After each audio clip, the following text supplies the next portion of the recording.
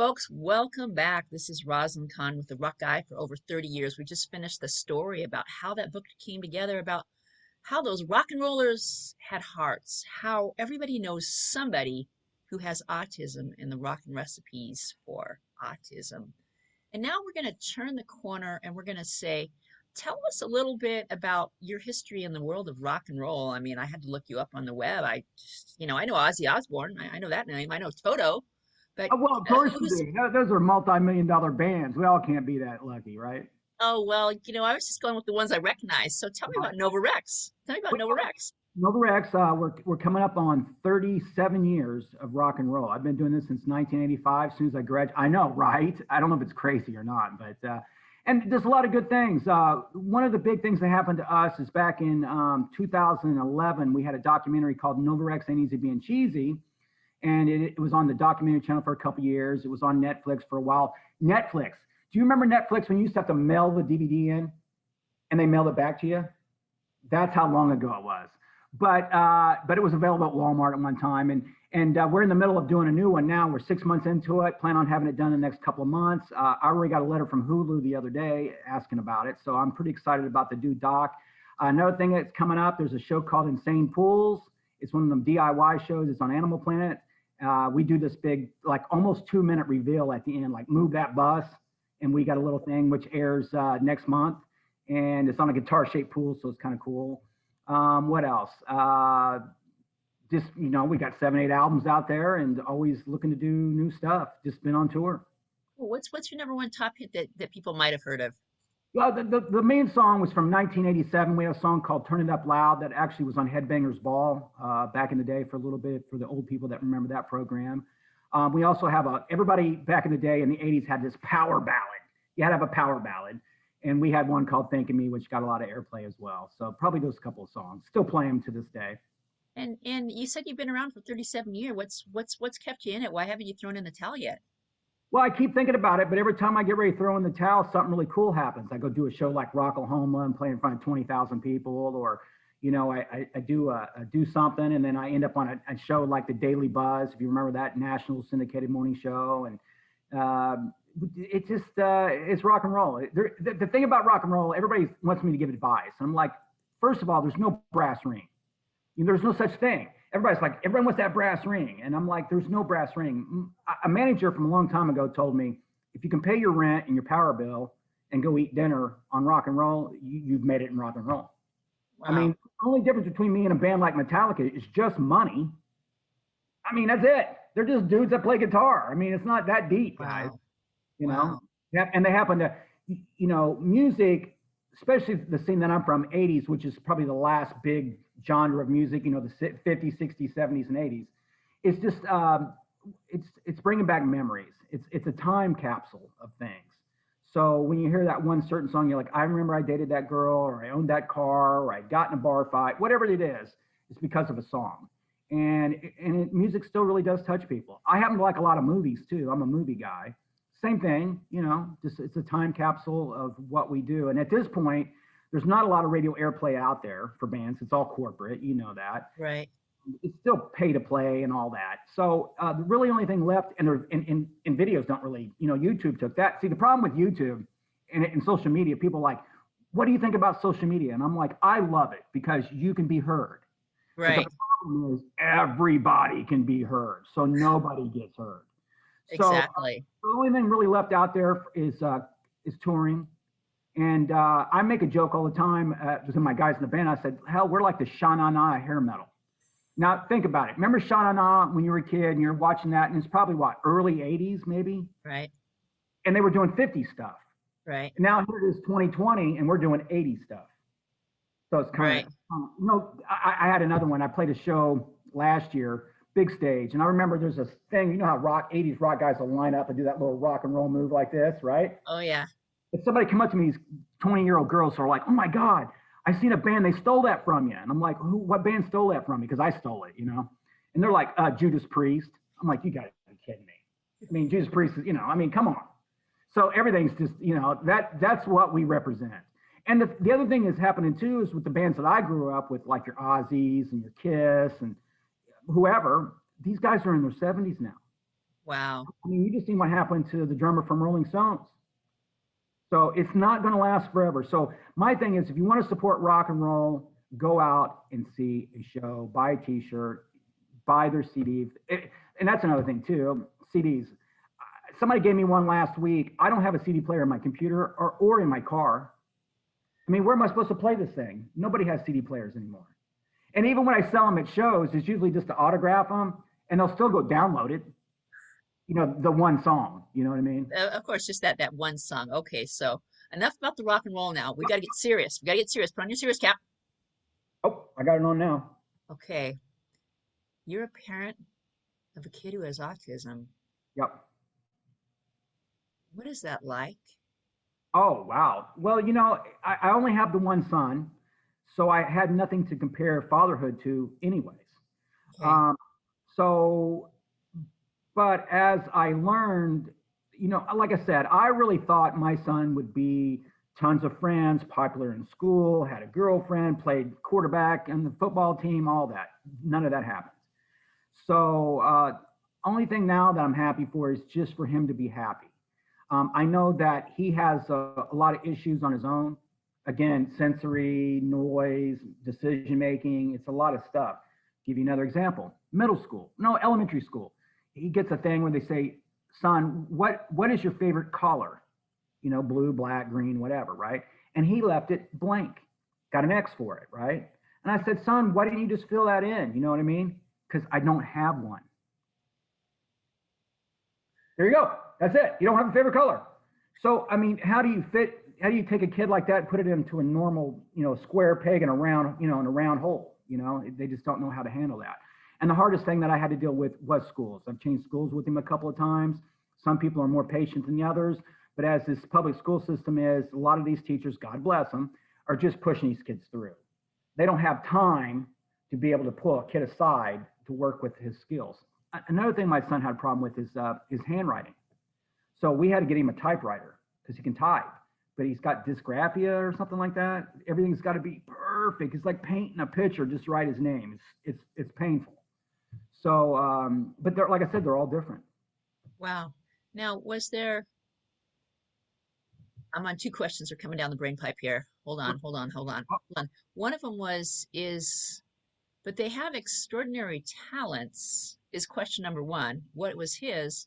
And was there one teacher that made a difference in his life? As a teacher myself, I want to know who my new best friend is. Right. I'll tell you what, we had him in one school for a while. They did not want to deal with him on any level. So we pulled him out and put him into another school, and he did great at first. He was in a special class during the day. He was what do you call those guys? Safety patrol, which he was all biz, man. Because you tell him what's up, he's all biz. He's not going to stray from it. The one thing about kids with autism, they're not really very good liars. They'll hit you straight. Everything's black and white. And then, but then as that happened, he was too smart in English, so they put him in mainstream. Then he was too smart for math. Well, the time it was all said and done, he was doing all regular classes again. Lost his friends, you know what I mean? And the kids, like I said, at that age are pretty brutal. So, because you could tell he's a little bit different. And so I don't remember what the question was, but that was, yeah. So I did. Question was there one teacher who really went out of their way to help him to make it through? I don't really remember. Like I said, I know when he went to the other school for a year, he got along really well at first.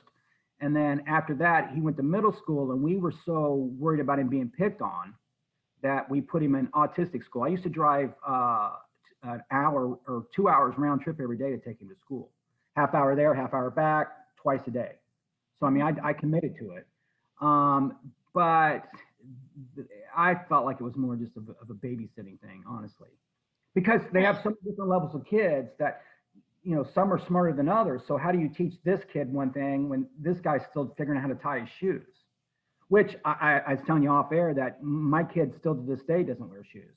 And I'm not even 100% sure he can tie one. I haven't seen him with tennis shoes on since he was 8, just Wow. because of the texture of it. Right. But you said he was very, very smart, and so that certainly got him to places. And he has a special talent. What is the thing that he just can't get enough of? There is one thing that he really likes. What was that? He's all about space. He's all about rockets, space, satellites, all that. That's one thing we have in common. That's one thing I can bring up. And being in Florida, they're shooting rockets off here once a week. So every time something goes up, I get the whole spiel. So that is one thing we connect, and he won't shut up about that. But a lot of other things he just won't talk about. If I say to him, "How's your day going?" He'll say, "Fine." What do you got going on today? I don't know. I don't feel like talking. I have nothing to say. So But he just shuts you down. He's just it's lucky you're sometimes you're lucky to even get a buy. right. But it's interesting if I stop and put my analytical cap on, and we say he's into outer space. So what doesn't matter is what's here and right now, Right. but the future, what's out there on the other side. There aren't those rules. There aren't those structures. There aren't those definite. It's the world of wonder. So it's almost as if it was like a natural that he would like that. Is there any other skills or things like that that he's really into besides the space? Is he, you said he Uh, spends a lot of time with writing. Is he into drawing or pictures or? he has a short attention span on that level. I will tell you a thing about an autistic kid. If there's something that they're into, they're all in. But if there's something they're not into, they don't want nothing to do with it. Oh, Like I said, when he was young, he did do a lot of stuff with building, Legos and blocks and things like that. He's got games now where he can build houses and things. Maybe an architect, at that point. But I mean, I still got to get him college educated. And that's a hard thing. So I'm trying to maybe try to figure out if I can get him to do it online, things like that, to get to the next level, because those are the kids that come up with stuff that cure diseases or get you to the moon, or you know what I mean. And again, like I said, me growing up, I looked up to guys like Jimmy Page. He looks up to Elon Musk. So that's right, which is great. I mean, God bless him, but right. it's hard to focus that in. And I'm only one guy. I've taken him to different therapists, and the problem is about him being as smart as he is. It's actually makes it harder because he self-diagnoses himself all the time. Hmm. So and he thinks he's smarter than a lot of other people that are talking to him. Right. So that is an issue when you're trying to explain to somebody certain things. Right. Well, one of the things you mentioned about online education. I know the Ivy League schools have opened up their universities to almost anyone who can wants to get online. You might look at some of the classes they offer there. I teach at the LA Community College District, and I had people in South Africa and other places that were coming online to take my public speaking class. So, the opportunities are out there. It's just a matter of opening your eyes and seeing what's there. Well, But the problem is, though, say that tomorrow he has to do 6 hours online. Maybe he will, maybe he won't. Depends how he feels when he wakes up that day, and that's the problem. You know, um, there's also the Office of Special Services. Sorry, yeah, that's what they're called. yeah. And you might have a meeting with the people in that facility, and maybe it's longer time. Maybe it's the fact that the classes are recorded, so you can go back and watch the recording of what you've gone ahead and missed out on. But if he doesn't make it to class today, at least there's a video and you can turn it on and off and watch the things that you've gone ahead and missed out on. But we're gonna call for another break, another real quick break here. Okay, great. And I love, for those of you who missed out on the beginning to the end, we began with the wonderful world of rock and roll, hearing his great success stories about the rock and roll's recipes for autism, and what was his life behind in the rock and roll? How does he keep it up and keep it going? And then we went from rock and roll to learning about the world of an autistic father. Not that it's a downer, it's just a change of pace. It's just, Yes. putting thing in a popcorn mixer and seeing what goes ahead and comes out is like a good explanation of it. But we're going to go ahead and take a quick break and we'll be right back. All righty, hold on tight. Time flies when you're having fun, and I can't believe it. I got to talk to a rocker today. It's one thing talking to Dr. Sherilyn Lee, but this rock guy for over 30 years, he is just the top of the game. So tell us, the audience, what was your experience about interviewing with the Rosalyn Kahn community of unity? What do you have to say, my friend? Well, first of all, I want to thank you for what you do, and for getting the message out. And as we talked off air, I see that you do a lot of good things for a lot of good people, and I really appreciate what you've done as far as just getting awareness out on autism. That's awesome. Well, it's wonderful hearing that from a rock star, because we all think that they're different places, but they have heart. And this is a man who truly, truly has heart. You know, you can listen to my shows. They're on Community of Unity, Rosalyn Kahn on YouTube. All the social medias, Rosalyn Kahn, Facebook, Instagram, and everything else. Going to be on an NGO stage coming up soon, so you better watch out for that one too. But Wow. let's give it back to my friend here and have him tell us where we can follow Nova Rex and what Nova Rex is doing out in the world. Tell us, my friend. Well, as far as Novarex goes, again, we're coming up on about 37 years. There's tons of information. I always just say Google it. But you can always go to Nova, that's Novarex, rocks with an S.com, and there's videos, clips, and things there as well. And as far as the cookbook, again, just a labor of love, go to Rockin' without a G, Rockin' Recipes for Autism.com. You can order the book now. Again, proceeds go to We Rock for Autism, the music therapy, which I'm all about that anyways. And it's about that time again for the holidays. So that'll make a great gift under the tree right there, especially for people that like to cook or have a family member that has autism, or you just happen to be a Great White fan. So there you go. Awesome. Well, I love it. This is certainly fantastic. You know, your book and my book, they'd make great for the family message for tomorrow's leaders, helping kids inspire about why they want to stay in school. There So, you go. and make it a two-pack. Mine is just, $9.99. It's a less than $50, and you've got a great gift for the whole entire All family. right. There you go. Thank you. God bless. Gratitude beyond words. Namaste. Thank you. Thank you.